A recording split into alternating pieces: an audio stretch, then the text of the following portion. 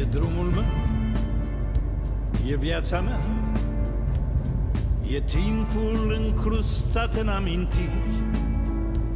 A fost o clipă, poate un veac, printre iubiri și amăgiri.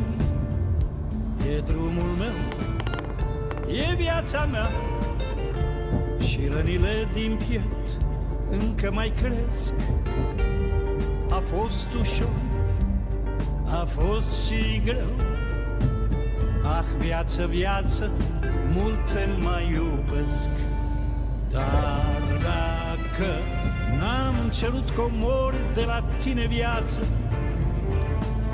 am cerut atât cât s-a putut. Am cerut un licăr de speranță, tu mi-ai dat mai mult decât am vrut.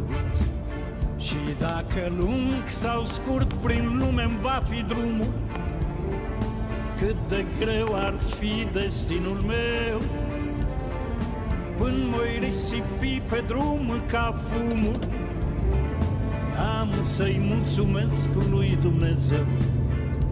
E drumul meu, e viața mea, din spini strânși prin tăpi mi-am făcut cruce. A fost puțin, a fost și mult, să cânt amarul lumii mi-a fost dulce. E drumul meu, e viața mea, și strâng din dinți și merg către sfârșit. Am plâns, am râs, acum dacă mă întreb, sunt fericit. Dar dacă n-am cerut comori de la tine, viață, am cerut atât cât s-a putut.